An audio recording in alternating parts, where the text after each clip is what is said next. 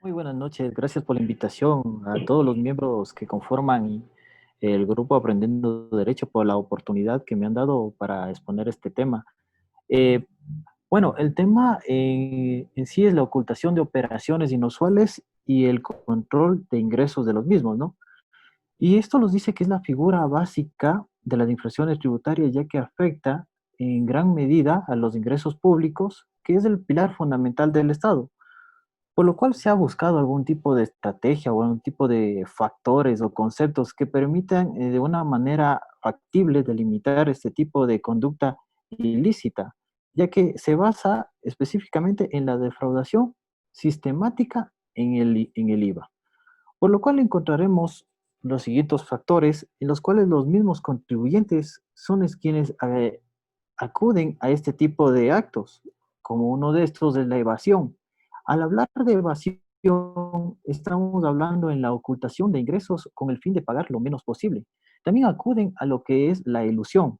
Parecen términos similares, pero sin embargo, al hablar de ilusión, estamos hablando que utilizan la vía legal con el fin de minorizar el pago de impuestos. Tengamos en cuenta que hay tres tipos de impuestos. Los impuestos que son los de primera necesidad, que eso se refiere a todo lo que es de consumos, y los impuestos básicos que ya conocemos, que lo encontramos en todas las compras y ventas, y los impuestos especiales.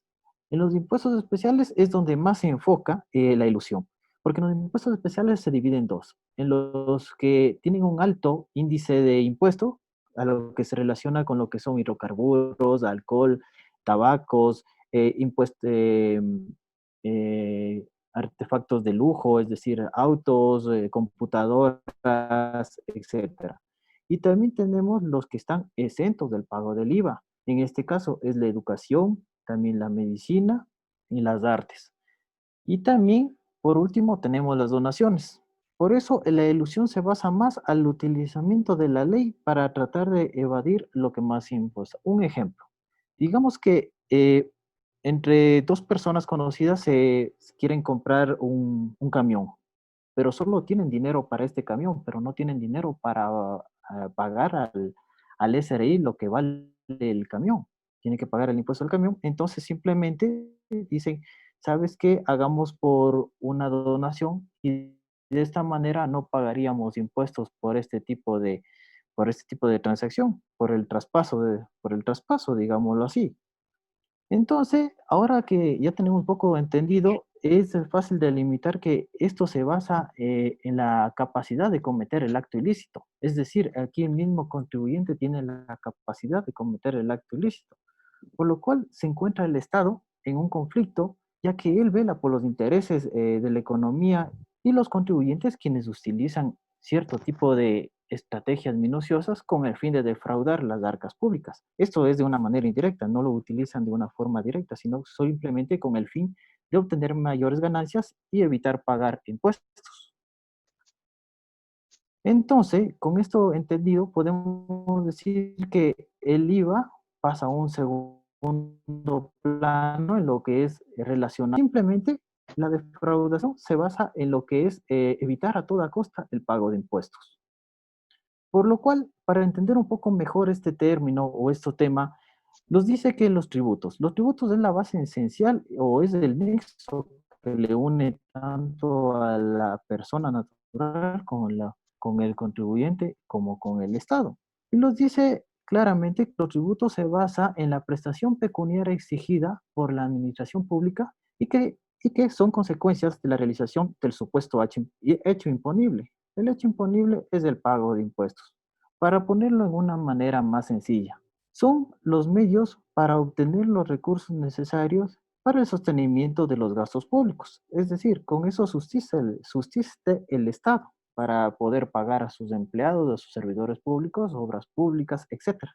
Esto lo encontramos en el contenido de la Constitución, en la base de la potestad tributaria, que en él emana la exigencia de los tributos. Por lo cual yo, como ya mencioné, es justo ahí donde aparece el nexo entre el contribuyente y el Estado. ¿Y por qué aparece ese nexo? Porque al momento de que hay una unión, y la unión es la factura, en la factura donde Al momento que se entrega una factura, podemos decir que una factura es un cheque a pagar por el Estado, es un cheque a pagar al Estado, que desde ahí nace el origen del defraudamiento tributario.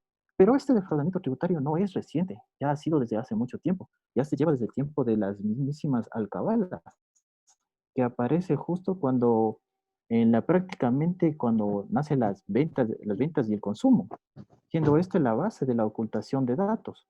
Para entender lo que es la ocultación de datos, se puede decir, se lo puede decir que es simplemente cuando se presenta declaraciones o a su vez cuando se realiza falseando la verdad, o que se incluye hechos falsos o que también a su vez hechos inexistentes.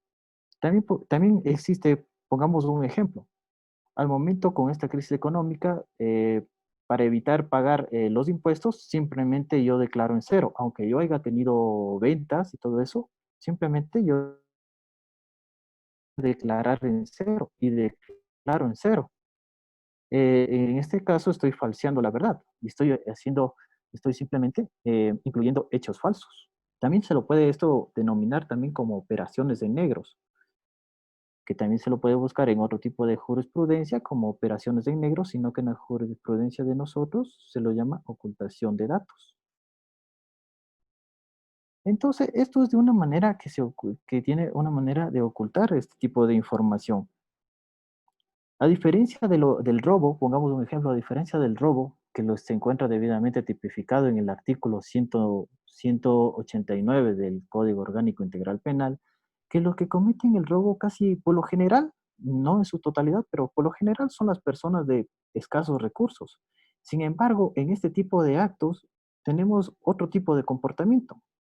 Este tipo de comportamiento se lo lleva porque es cometido por personas de todos los grupos sociales y económicos de toda índole, debido a la poca transparencia de sus actividades y a las diferentes rentas efectuadas, en las cuales nos ofrece mayores oportunidades. Sí, nos ofrece muchas oportunidades de poder defraudar al Estado. ¿Y quiénes son los que sufren de este acto ilícito? Pues tiene como consecuencias adversas para una pobre distribución económica y que genera una deficiente asignación de recursos disponibles. Pongamos en ese sentido, con este motivo no se puede asignar el capital que corresponde para la realización de alumbrado, luz pública, pago a sus servidores públicos y al contrario, mejor si existe mucho déficit, mejor se eliminaría partidas. Por lo cual, aquí existe un gran problema según lo que está establecido. Y la causa que se suscita todo este tipo de cuestiones es que el mismísimo factura que conlleva IVA es llenada o realizada por los mismos contribuyentes que ellos. Esto ya corresponde simplemente al libre albedrío de cada uno. Pueden llenarlo con documentos, con hechos reales o, como manifesté, con datos inexistentes.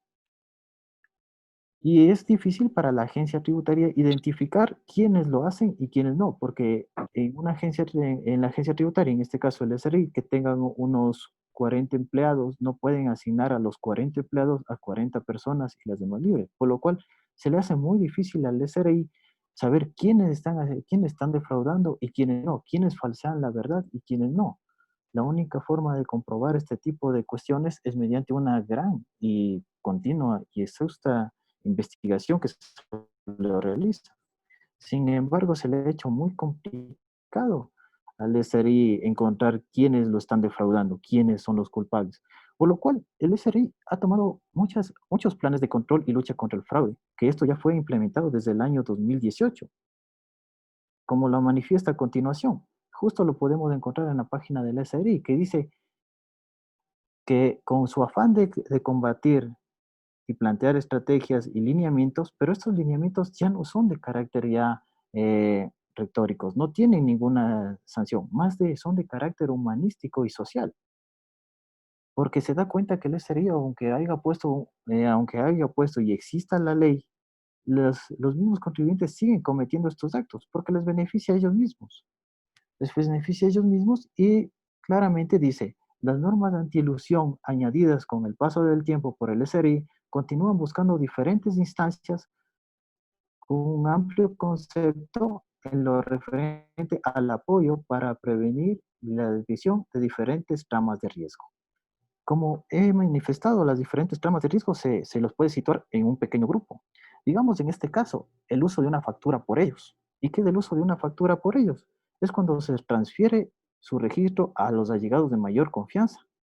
¿Con qué fin? Con el fin de que utilicen el nombre de ellos y el registro de ellos fiscal para generar más gastos y de esta manera deducir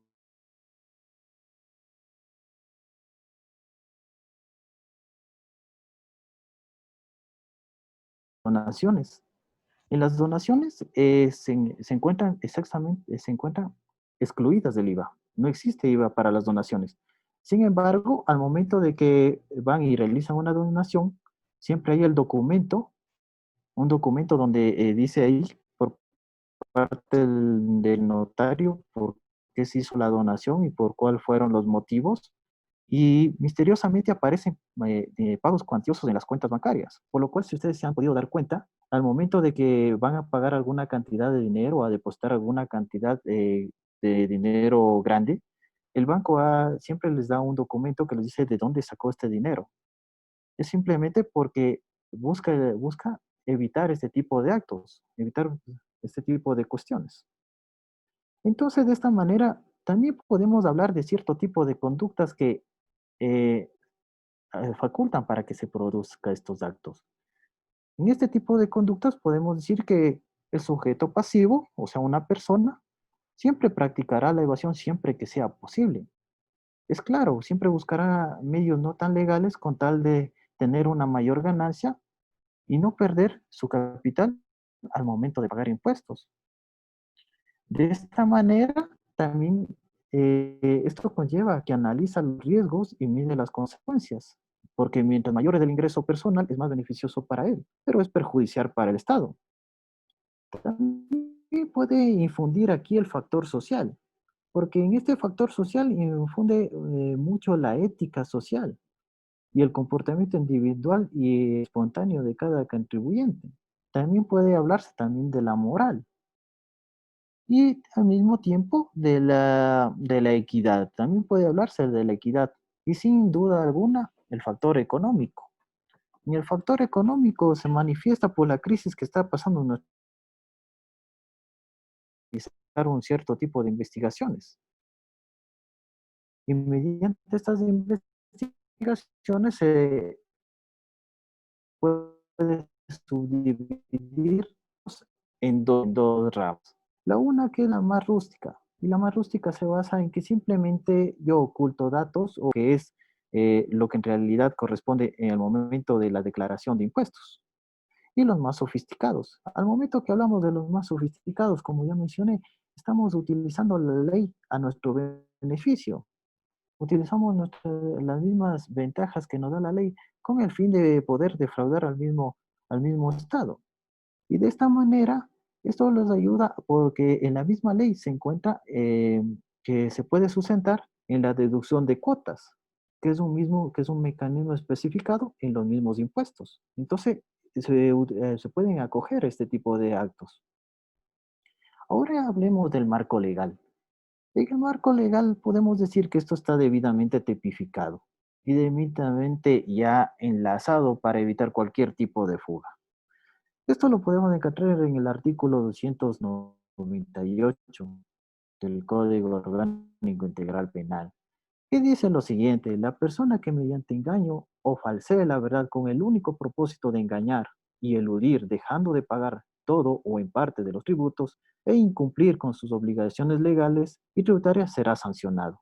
Esto lo podemos encontrar en la página 45. Y en su numeral 2, ¿qué dice su numeral 2? Que esto está con una pena privativa de libertad de 1 a 3 años. Entonces, esto se basa más en el elemento subjetivo, el cual es el dolo, que es la intención o la imprudencia, ¿no? Este se basa en que la intención de dañar o la realización de un acto voluntario, en este caso sería la ocultación o omisión. Y tenemos que en el dolo tenemos dos características. que son el elemento cognitivo. O sea, en el elemento cognitivo, que que el conocimiento que tiene el hecho que va a cometerse, incluso las consecuencias y alcances jurídicos. Y también tenemos el volutivo, el ánimo y la conducta del conocimiento previo. Entonces ya tenemos que se encaja perfectamente en lo que se llama la tipicidad. Encontramos en el dolo directo, porque coincide con los elementos del tipo penal, en la acción que coincide con los resultados. Y también en el dolo indirecto, porque ¿qué nos dice que es el dolo indirecto? Que es cuando el dolo indirecto o de consecuencia, ¿no es cierto? Que nos dice que siempre y cuando es la consecuencia que se puede causar, hay un daño colateral. En este caso, el daño colateral es una poca, le afecta directamente a las arcas del Estado, causa, causa bajas en la economía y se pierde un tipo de salario que sería destinado a ciertas obras. Con estas, por lo cual se podría decir que el propósito, que tiene un propósito deliberado, de sustraer en todo o en parte en las obligaciones fiscales, este tipo de dolo que hemos estado. Lo que nos lleva a la actuación culposa, que tiene su origen en la impericia, negligencia y también inobservancia de las normas y la gravedad de la infracción ocasionada con el ánimo de engañar al fisco. Esto también podemos tenerle en concordancia con el artículo 27 del Código Orgánico Integral Penal, que dice que actúa con culpa la persona que infringe el deber objetivo de cuidado, que personalmente corresponde produciendo resultados dañosos. En este caso, estos resultados pueden ser el bien jurídico protegido por la legislación, como es la vida, como es la integridad, como es el patrimonio del Estado. Entonces, sí, esto también se encaja en lo que existe en la ocultación de daños, en la ocultación de datos, perdón. Por lo cual esta conducta es punible cuando se encuentra tipificada como infracción en el Código Orgánico Integral Penal. Sin embargo, también tenemos que la agencia tributaria también se ha dado el trabajo o se encarga de sancionar este tipo de sanción, porque ella no puede imponer penas, sino simplemente puede poner sanciones. Puede poner sanciones como la multa, la clausura, incluso la suspensión, el decomiso, entre otros tipos de cuestiones. Es por esto que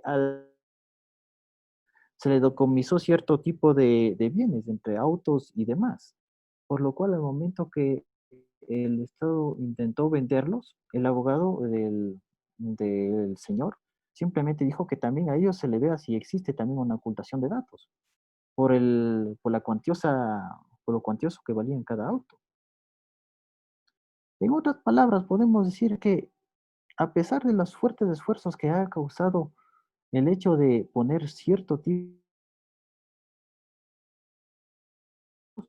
siempre será imposible de una manera fáctica decir quién defrauda y quién no, por la dificultad que es algo espontáneo, que puede realizarlo hoy y después no, puede causarlo el día de mañana o puede causarlo después de una semana o un año. Por lo cual este tipo de actos siempre es oculto y por eso la agencia tributaria busca más maneras sociales y más sociales que buscar tipos de penas. Por lo cual se podría decir que la defraudación es una respuesta económica de manera calculada a la conducta de los contribuyentes que busca incrementar sus riquezas y responde a los incentivos de castigo ofrecidos por el sistema. En este caso, incluso podríamos hablar de los prestanombres. Simplemente los prestanombres han ayudado hartísimo a la defraudación tributaria. O a su vez, también podríamos hablar al momento de que se intenta, de cuando se envía dinero, en este caso, digamos, un extranjero que simplemente deposita para que no pase por las entidades financieras y se evite la salida de divisas. Al momento que se realiza la salida de divisas, siempre tiene que cancelar un poco mayor a la cantidad que ha depositado. Sin embargo, siempre se utiliza otro tipo de medios para cual no pagar la salida de divisas. Pongamos en este caso, un caso tal vez si alguno de ustedes lo haya visto, la película de Leonardo DiCaprio, El Lobo de Wall Street, donde tenía tanto dinero que no sabía qué hacer y para evitar pagar impuestos simplemente a sus mismos familiares los hacía envolver en dinero para que pasen por el aeropuerto y evitar la salida de divisas. Y al momento de evitar esto, evita que el fisco realice las investigaciones pertinentes. Cualquier pregunta pueden hacerme en este momento, de acuerdo al tema, si usted me lo permite, doctor Juan Carlos. Claro, sí, mi doctor, estamos aquí atentos para las preguntas que deseen realizar. Si algún miembro quiere hacer una pregunta, por favor me avisa con la reacción de la manito arriba y también me realiza si es que hay preguntas en Facebook Live, por favor. Si alguien de aquí del grupo Aprendiendo Derecho en Zoom desea hacer alguna pregunta, me lo hacen saber, por favor, en este momento.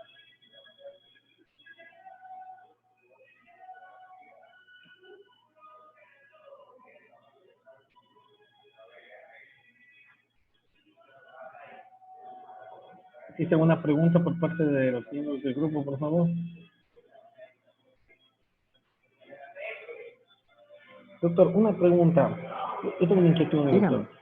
Este, ¿Cómo se desarrollan los juicios en este caso, por ejemplo, que una persona está realizando sus facturas, ¿no es cierto? Yo facturo, yo tengo una empresa de construcción y estoy facturando, pero resulta que después de un año, ¿sí? El SRI me dice, ¿sabe qué? Esas facturas que usted me presentó en su declaración son de empresas fantasmas. Pero ¿qué es lo que pasa? Que esas empresas se crearon, sí. ¿Quién les da las expresiones? El propio SRI. Pero después resulta que son fantasmas y le inician un proceso a estas personas. ¿Cómo se podría demostrar esto de que efectivamente estas facturas fueron dadas por una empresa y que después fueron ya determinadas por SRI como fantasmas? Ya, verás, según lo que he revisado en la jurisdicción, incluso he buscado incluso en las cortes constitucionales, es que hay muy pocos casos en los cuales se logre descubrir este tipo de actos, como ya lo manifesté. Debería, claro, tiene sus herramientas del SDI, igual el Estado tiene sus herramientas en compañía de la Fiscalía, que la Fiscalía presta todas sus herramientas necesarias para la investigación de todo este tipo de actos. Sin embargo, es muy poco conocido y al momento que llegan a los tribunales o juzgados, siempre existe que no han reunido todos los elementos esenciales para comprobar la existencia del delito. ¿Y por qué no se comprueba? Porque como yo lo he manifestado y como usted me dice, ¿cómo se comprueba si existió ese tipo de facturas? Si fue fantasma, me dijo, ¿no? Doctor Juan Carlos. Sí, doctor, son declaradas después empresas fantasmas. Obviamente, Claro, al momento de que se da por una empresa fantasma, casi por lo general, nunca, el SRI casi nunca se ha percatado en lo que es si esa empresa funciona o es fantasma o simplemente consta con los debidos permisos necesarios. Simplemente se ha dedicado a simplemente a recaudar. Y por eso es que es muy poco conocido este término. Por eso le digo que en los tribunales y unidades judiciales casi no hay muchos casos de este tipo de ámbito de ocultación de datos. Sin embargo, cuando en realidad se comprueba este tipo de actos, ahí sí es donde ya puede ya evidenciar todo el tipo de evidencia resultante para la condena del mismo. Que el SRI se enfoca más en la recaudación y casi no tiene ese interés en demostrar si es una empresa fantasma o no lo es. claro, porque en el mejor de los casos, el SRI es quien le da pues la autorización, ¿no es cierto? Le da el RU, en este Así es, caso, para que puedan operar estas empresas, así es, pero nunca constatan físicamente si que está en el lugar que les dice, por ejemplo, me invento una dirección, ¿no? Por ejemplo, Avenida Z y calle A, ¿no? Entonces nunca van y comprueban que esa empresa esté ahí operando. Y claro. entonces muchas veces existen ferreterías, por ejemplo, en caso de ferreterías. que cogen facturas de estas empresas fantasmas. Y obviamente la persona que va a comprar va a esa ferretería, pero le entregan una factura de otra empresa fantasma, porque al final lo único que desea es uno es la factura, ni siquiera a veces se percata de la razón social.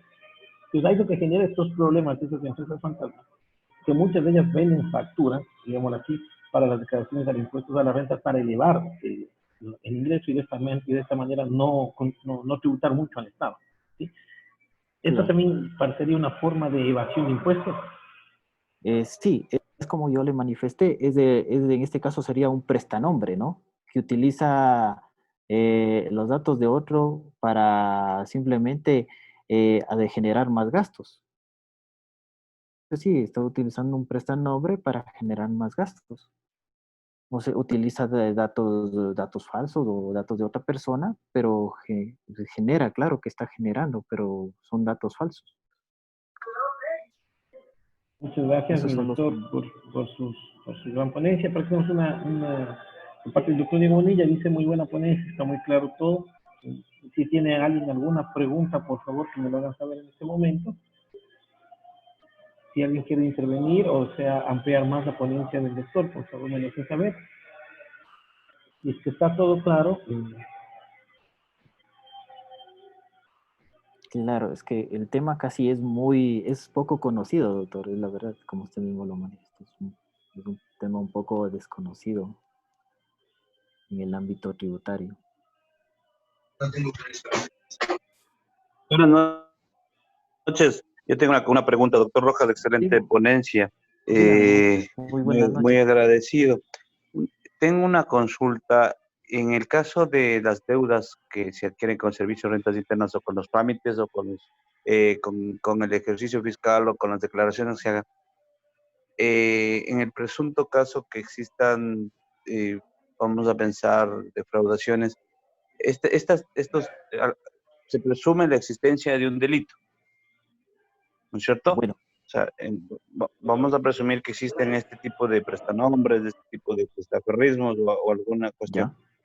Eh, sí. Ya estos termino. 5 minutitos. delitos, mm, ¿qué pasa con el sonido?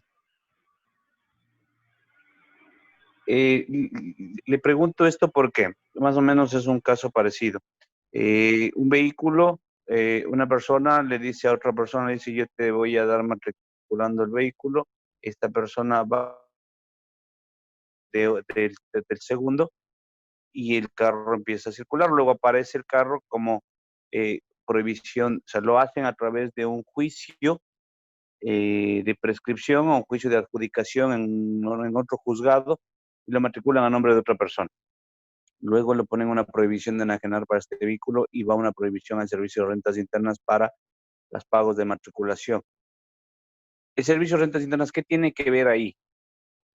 Ya, en este caso, por eso, por lo general, siempre en el hecho de que se utilice facturas para cualquier tipo, siempre hay que conservar las facturas, porque esa es la evidencia factible para comprobar.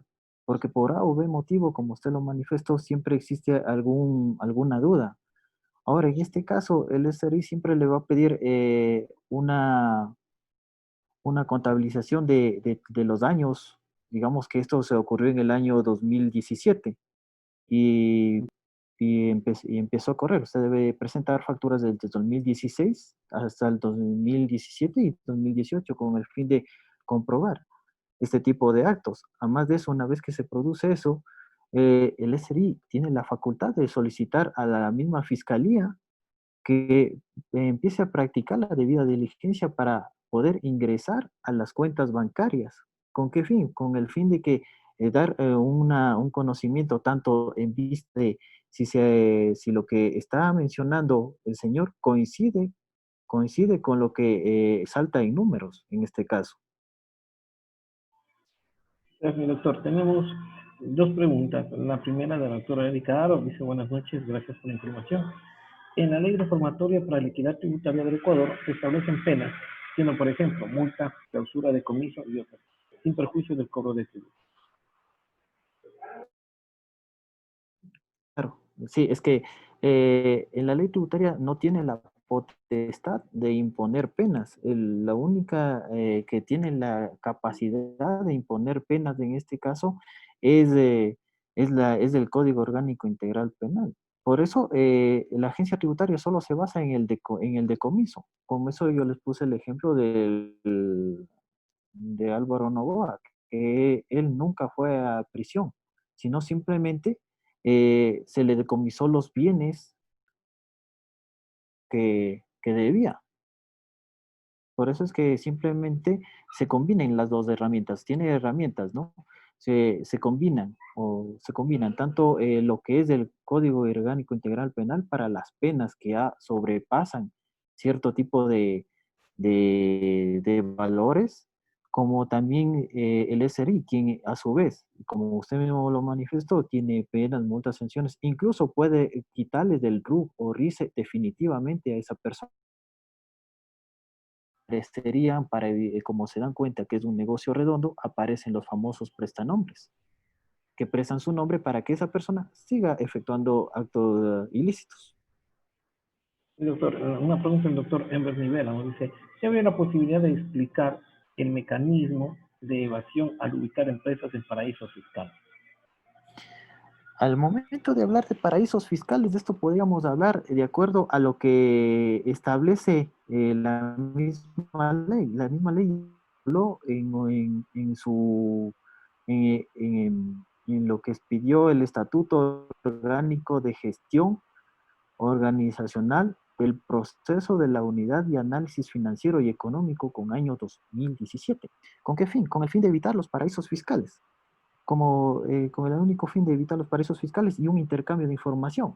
Es decir, yo tengo conocimiento, yo Ecuador tengo conocimiento de que el señor X está defraudando,